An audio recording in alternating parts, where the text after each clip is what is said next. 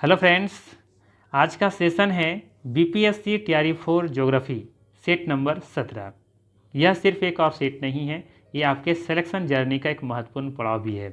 यहाँ हर सवाल आपको एग्जाम के एकदम करीब ले जाएगा, लेकिन फ़र्क इस बात से पड़ेगा कि आप उसे सिर्फ पढ़ते हैं या समझते हैं। याद रखिए, बीपीएससी जैसे एग्ज़ाम में वही सफल होता है जो हर कॉन्सेप्ट को गहराई से पकड़ता है। छोटी छोटी चीज़ें, छोटे छोटे फैक्ट्स और क्लियर अंडरस्टैंडिंग ही फाइनल रिजल्ट तय करते हैं।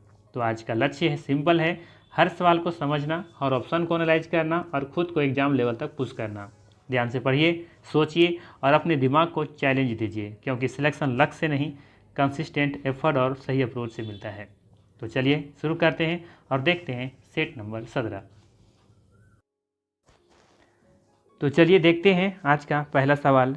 पहला सवाल है आपके लिए, भारत में रबी फसल के लिए सबसे उपयुक्त जलवायु कौन सी है? बताना है, भारत में रबी फसल के लिए सबसे उपयुक्त जलवायु कौन सी है? विकल्प में है उच्च तापमान और अधिक वर्षा, ठंडी और शुष्क जलवायु, गर्म और आर्द्र जलवायु, एक से अधिक, या फिर उपयुक्त में से कोई नहीं। सोचिए, समझिए और उत्तर देने की कोशिश कीजिए और खुद को परखिए कि आपकी तैयारी कहाँ तक है, किस लेवल तक आपकी तैयारी हो चुकी है। ये आप परख सकते हैं खुद से भी, तो आंसर आप देते हुए चल सकते हैं। सही आंसर है ठंडी और शुष्क जलवायु। याद रखिएगा, भारत में रबी फसल के लिए सबसे उपयुक्त जलवायु ठंडी और शुष्क जलवायु होती हैं। रबी फसलें सर्दियों में बोई जाती हैं, खास करके आप देखेंगे तो अक्टूबर नवंबर के महीने में बोई जाती हैं और मार्च अप्रैल के महीने में से काट लिया जाता है। ठीक है, अब सवाल है कि रबी फसल के लिए ठंडी और शुष्क जलवायु क्यों जरूरत पड़ती है? क्यों ये सही है? क्योंकि आप देखेंगे कि ठंडा मौसम में आप देखेंगे कि बीज अंकुरन और वृद्धि के लिए आदर्श होता है, जैसे कि गेहूं और जौ। ठीक है, इन्हें कम वर्षा की आवश्यकता होती है, ज़्यादा पानी से यह फसल खराब हो जाता है। कटाई के समय जब बारिश होती है तो इन्हें नुकसान पहुंचता है। हल्की सिंचाई की आवश्यकता होती है इसे, तो ये किसान ज़रूरत के अनुसार इसे पानी दे देता है। इसीलिए आप देखेंगे कि रबी फसल के लिए ठंडी और शुष्क जलवायु की आवश्यकता होती है, या फिर आदर्श कही जा सकती है। ठीक है, वहीं बात करें पहला विकल्प के बारे में, दे रखा है उच्च तापमान और अधिक वर्षा। ठीक है, तो ये खरीफ फसल के लिए सही होता है या आदर्श होता है। वहीं बात करें गर्म और आर्द्र जलवायु, तो ये भी आप देखेंगे तो उष्णकटिबंधीय फसलों के लिए या फिर खरीफ फसलों के लिए भी आदर्श होता है। ठीक है, चलिए देखते हैं अगला सवाल। अगला सवाल है, भारत में शिफ्टिंग कल्टीवेशन को किस नाम से जाना जाता है? आसान सा सवाल है, बताना है भारत में शिफ्टिंग कल्टीवेशन किस नाम से जाना जाता है? झूम खेती, प्लांटेशन खेती, मिश्रित खेती, एक से अधिक, या फिर उपयुक्त में से कोई नहीं। सही आंसर है झूम खेती। याद रखिएगा, शिफ्टिंग जो कल्टीवेशन होता है ना, इसे ही स्लैश एंड बर्न एग्रीकल्चर कहते हैं, या इसे ही झूम खेती कहते हैं, या इसे ही स्थानांतरित कृषि भी कहते हैं। ठीक है, ये होता क्या है? इसमें होता ये है कि जंगल के पेड़ काट करके जला दिए जाते हैं, उस राख से मिट्टी उपजाऊ बन जाती है। कुछ साल खेती करने के बाद ज़मीन छोड़ दी जाती है, फिर नई जगह जाकर वही प्रक्रिया दोहराई जाती है। इसे ही स्थानांतरित कृषि या फिर झूमिंग कृषि कह सकते हैं, या इसे ही स्थानांतरित कृषि, या इसे ही शिफ्टिंग कल्टीवेशन कहा जाता है। ठीक है, तो झूम कृषि को अलग अलग राज्यों में, अलग अलग देशों में देखेंगे तो अलग अलग नाम से जानते हैं। ठीक है, तो सही आंसर इसका है झूम खेती।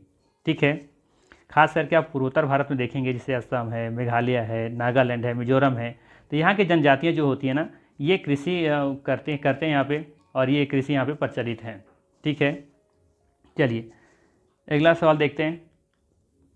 अगला सवाल देखने से पहले बाकी विकल्पों को भी देख लेते हैं। जैसे दिया हुआ है प्लांटेशन खेती। ठीक है, ये क्या होता है? तो याद रखना है कि बड़ी ज़मीन पर एक ही फसल उगाने को कहते हैं प्लांटेशन खेती।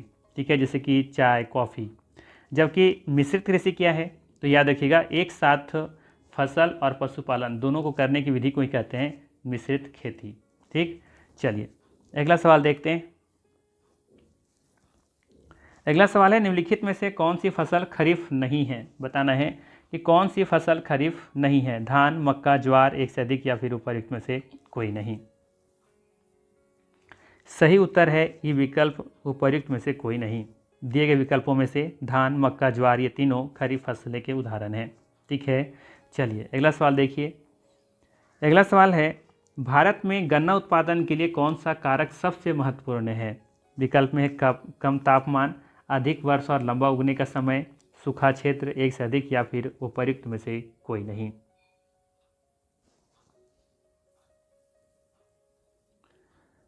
तो यहाँ पे याद रखिए, गन्ना एक लंबी अवधि वाली फसल है। इसे उगने में लगभग आप देखेंगे तो 10 से 18 महीने लग जाते हैं, इसीलिए इसे लगातार पानी और समय दोनों चाहिए होता है। ठीक है, तो विकल्प नंबर आप देखेंगे तो बी सही होगा यहाँ पे। ठीक है, बात करें यहाँ पे तापमान, टेम्परेचर कितना चाहिए होता है इसे, तो 20 डिग्री से 30 डिग्री तक चाहिए होता है। ठीक है, वर्षा के बारे में बात करें, रेनफॉल 75 से 150 सेंटीमीटर के बीच होनी चाहिए। ठीक है, या सिंचाई या इसकी ज़रूरत होती है। ठीक है, और लंबा समय लगता है, या धीरे धीरे बढ़ती है, ज़्यादा समय लगता है। ठीक है ना, तो विकल्प नंबर बी यहाँ पे बिल्कुल ही सही होगा।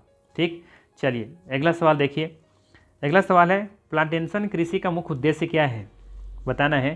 प्लांटेशन कृषि का मुख्य उद्देश्य क्या है? विकल्प में है आत्मनिर्भरता, निर्यात, घरेलू उपभोग, एक से अधिक, या फिर उपर्युक्त में से कोई नहीं। चलिए सही आंसर है निर्यात। याद रखिएगा, प्लांटेशन कृषि का मुख्य उद्देश्य होता है निर्यात। ठीक है, यहाँ पे समझिए क्या होता है ये, इसका मतलब क्या होता है, प्लांटेशन एग्रीकल्चर का मतलब क्या होता है, तो बड़ी बड़ी ज़मीन पर एक ही फसल उगाना। शायद इसके बारे में पहले ही बता चुके हैं, शायद कोई क्वेश्चन में था ऐसा। ठीक है, उदाहरण के बारे में बात करें, चाय, कॉफ़ी, रबर, गन्ना, ये सभी क्या है, ये सभी प्लांटेशन एग्रीकल्चर के उदाहरण हैं। ठीक है, ये फसलें ज़्यादातर विदेश भेजने के लिए उगाई जाती हैं, इसलिए इसका मुख्य उद्देश्य होता है पैसा कमाना। सही उत्तर हो जाएगा यहाँ पे निर्यात। ठीक है, चलिए अगला सवाल देखिए। अगला सवाल है, भारत में लौह अयस्क का सर्वोत्तम प्रकार कौन सा है, बताना है। भारत में लौह अयस्क का सर्वोत्तम प्रकार, या कह लें कि सबसे अच्छा प्रकार कौन सा है? लिमोनाइट, सीडेराइट, मैग्नेटाइट, एक से अधिक, या फिर उपर्युक्त में से कोई नहीं।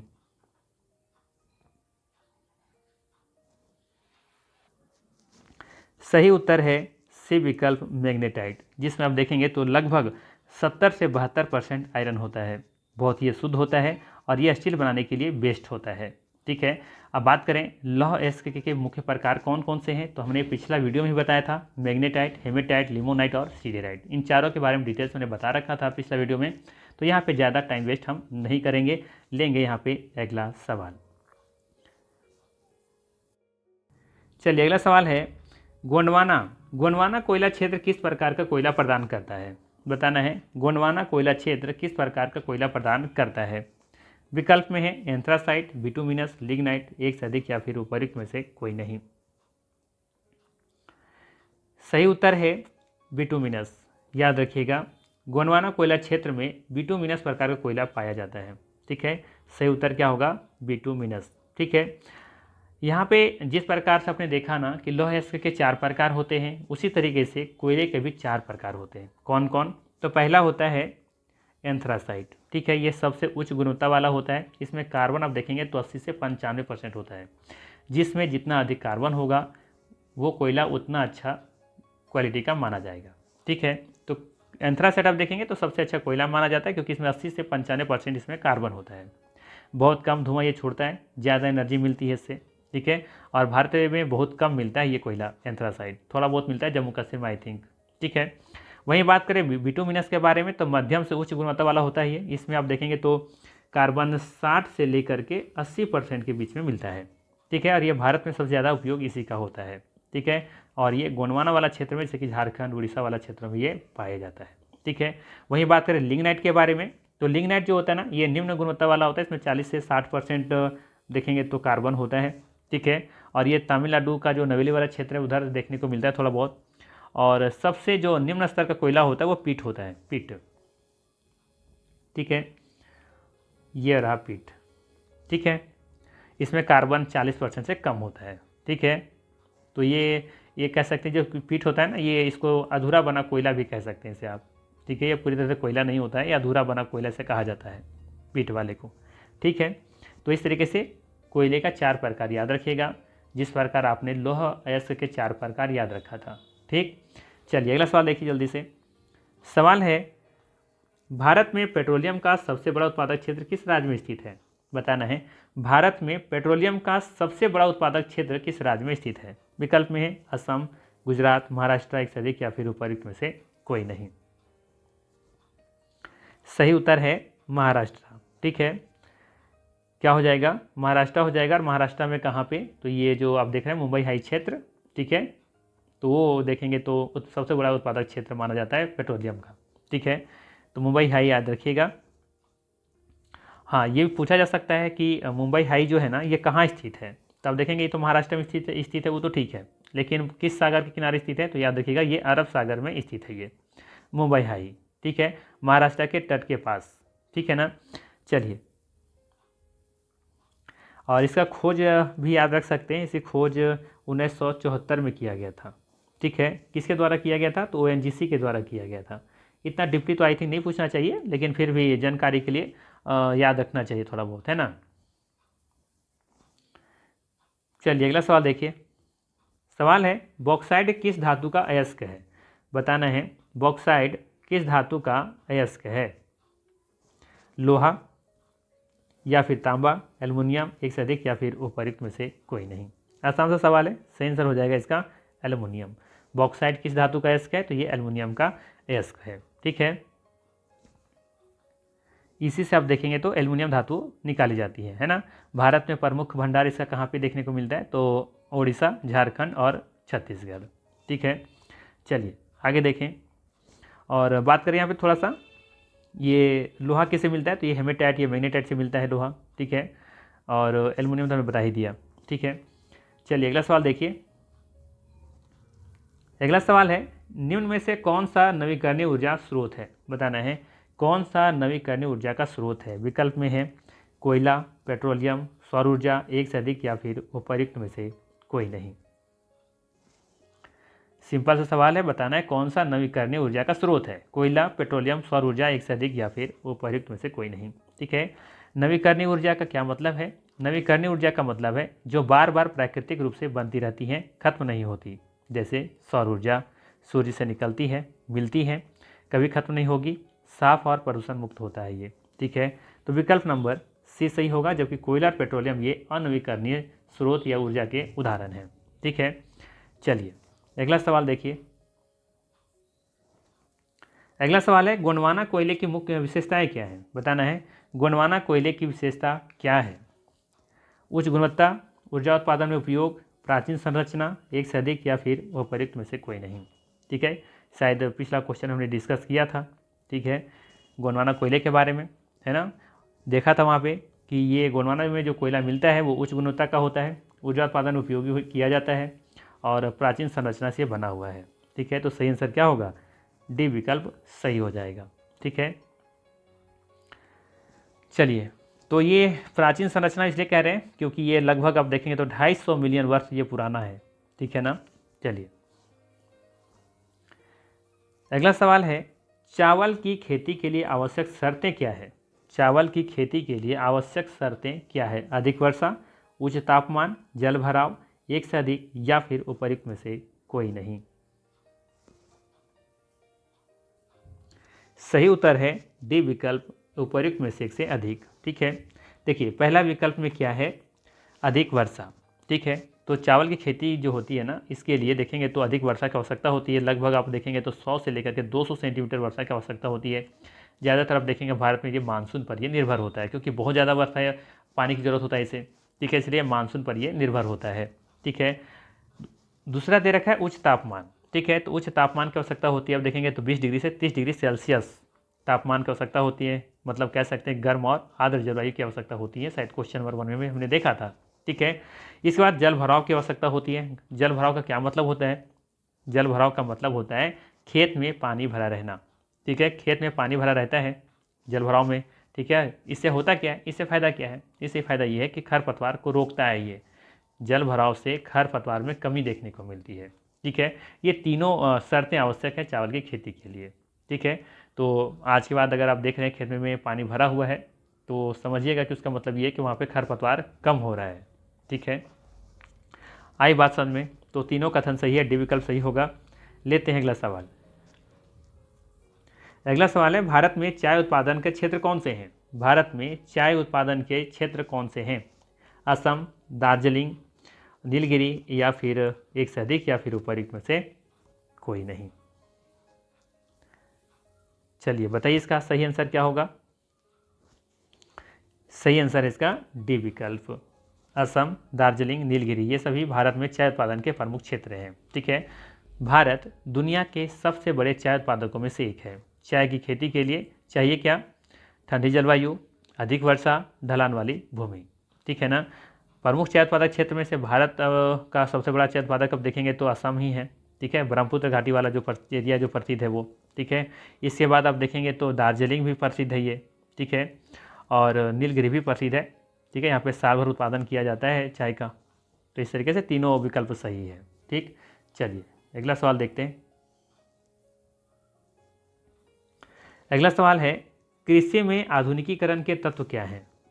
सवाल है, कृषि में आधुनिकीकरण के तत्व क्या है? विकल्प में है HYV बीज, उर्वरक, मशीनें, एक से अधिक, या फिर उपर्युक्त में से कोई नहीं। यह भी आसान सवाल है लेकिन कॉन्सेप्ट बेसिस क्वेश्चन है, थोड़ा सा लॉजिक है। इसका आंसर भी आप लोग बता सकते हैं। ठीक है, सही आंसर होगा डी विकल्प, एक से अधिक यहाँ पे सही है। कृषि में आधुनिकीकरण के तत्व क्या हैं? HYV बीज, उर्वरक और मशीनें। ठीक है ना।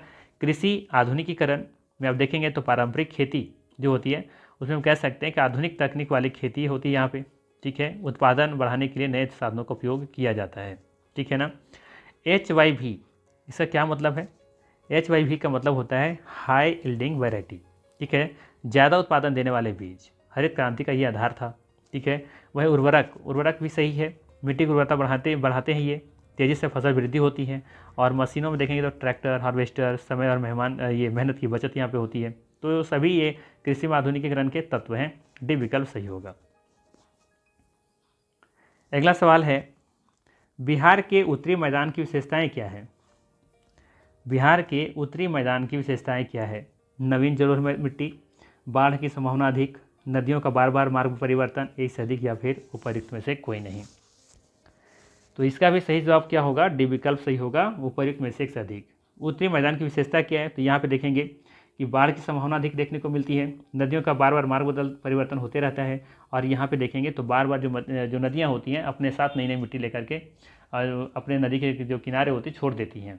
ठीक है, तो इसे कहते हैं नवीन जलोढ़ मिट्टी। तो ये भी सही है। तो विकल्प नंबर क्या होगा? डी सही हो जाएगा। ठीक है, चलिए अगला सवाल देखिए। सवाल है, बिहार की नदियों के संबंध में कौन से कथन सही नहीं हैं? ध्यान से समझिएगा, बिहार की नदियों के संबंध में कौन से कथन सही नहीं हैं? ठीक है, पहला है, अधिकांश नदियां हिमालय से निकलती हैं, ये नदियां बाढ़ लाती हैं, ये गंगा में मिलती हैं, एक से अधिक सही है, एक से अधिक गलत है, या फिर उपर्युक्त में से कोई भी गलत नहीं है। तो देखिए पहला विकल्प क्या दे रखा है? अधिकांश नदियां हिमालय से निकलती हैं, बिल्कुल कथन सही है। अब देखेंगे तो बिहार में लगभग नदियां जो हैं कहाँ से निकलती हैं? हिमालय से निकलती हैं। ठीक है, प्रमुख जो नदियां हैं बिहार में, ठीक है, जैसे कि गंडक है, बूढ़ी गंडक है ना, और आगे कोसी है, दूध कोसी है ना, और देखेंगे तो घाघरा है ना। तो ये सही है, और ये नदियाँ बाढ़ भी लाती हैं। ठीक है, तो ये भी सही है, और ये गंगा में फाइनली जाकर के मिल जाती हैं, तो ये भी सही है। तो डी विकल्प सही होगा। ठीक है, चलिए आगे देखते हैं। अगला सवाल है, बिहार के दक्षिणी पठार क्षेत्र की विशेषताएं नहीं हैं। ध्यान से समझिएगा, बिहार के दक्षिणी पठार के क्षेत्र की विशेषताएं नहीं हैं। ठीक है, यहाँ पे हमने कहा ना गलती, देखिए गलती हर इंसान से होता है, हमसे भी हुआ। देखिएगा क्या होगा इसका आंसर। सही पूछा था ना कौन सा कथन सही नहीं है, जब तीनों कथन सही है तो सही आंसर फिर क्या होगा? विकल्प नंबर ई सही होगा, उपर्युक्त में से कोई नहीं। ठीक है, यही एग्जाम में हम लोग को बार बार गलती करवाता है। ठीक है, हम लोग देखते ही नहीं, समझते नहीं, और अब जल्दबाजी में देखते तीनों सही व डी मार्क निकल जाते हैं। तो ये गलती देखिए प्रैक्टिस करने से ही सब फायदा है। ठीक है ना, प्रैक्टिस जितना कीजिएगा तो ये सब गलतियाँ नहीं होगी एग्जाम में। लेकिन अगर सीधे आप सोचेंगे जाके एग्जाम में प्रैक्टिस करें, एग्जाम में दे करके आ जाए, तो वहाँ पे गलतियाँ होने के चांसेस बढ़ जाते हैं। लेकिन पहले से प्रैक्टिस हुआ रहेगा ना तो ये गलती वहाँ पे नहीं होगा। 99.99% चांस है कि गलती वहाँ पे नहीं होगा। ठीक है, इसलिए कहा जाता है प्रैक्टिस कीजिए। ठीक है, चलिए, क्योंकि ये जब देखिए यहाँ पे नहीं ना तो वो दिमाग में आया करे वहाँ भी तो नहीं था। ठीक है, चलिए, तो बिहार के दक्षिणी पठार क्षेत्र की विशेषताएं नहीं है, क्या नहीं है? तो ये पुरानी चट्टानें, खनिज संसाधनों की उपस्थिति, समान भू आकृति, एक से अधिक, या फिर उपर्युक्त में से कोई नहीं। तो आप देखेंगे कि बिहार के दक्षिणी पठार क्षेत्र की जो विशेषता में से शामिल है ये कि यहाँ पे पुरानी चट्टानें देखने को मिलती है, ये सही है। खनिज संसाधनों की उपस्थिति यहाँ देखने को मिलती है, जैसे कैमूर, रोहतास की तरफ देखेंगे तो, है ना, नवादा में देखेंगे तो अभ्रक वगैरह पाया जाता है। ठीक है, तो ये खनिज संसाधनों की उपस्थिति यहाँ देखने को मिलती है। समान भू आकृति, ये कथन गलत है, क्योंकि यहाँ जब चट्टानें हैं तो फिर समान भू आकृति देखने को नहीं मिलती है। ठीक है, तो ये कथन यहाँ पे गलत होगा। पूछा था कौन सी विशेषता नहीं है, तो ये समान भू आकृति नहीं है। ठीक है, अगर ये क्वेश्चन का लेवल आप लोग को समझ में आ रहा है, अच्छा लग रहा है, तो वीडियो को लाइक करके ही वापस जाइएगा यहाँ से। ठीक है, अभी लाइक मत कीजिए, पूरा वीडियो देख लीजिए और फिर लाइक करके ही जाइएगा। ये आप लोग से रिक्वेस्ट रहेगा मेरा, क्योंकि बहुत मेहनत लगता है वीडियो को बनाने में, क्वेश्चन को अरेंज करने में, सेट करने में। तो आपकी एक लाइक हमारे लिए बहुत मोटिवेशन का काम करता है। तो लाइक करके जाइएगा, बहुत मेहनत करने पड़ती है हम लोग इसके लिए। ठीक है, चलिए अगला सवाल देखिए। सवाल है बिहार की जलवायु की विशेषता क्या है? बताना है बिहार की जलवायु की विशेषता क्या है।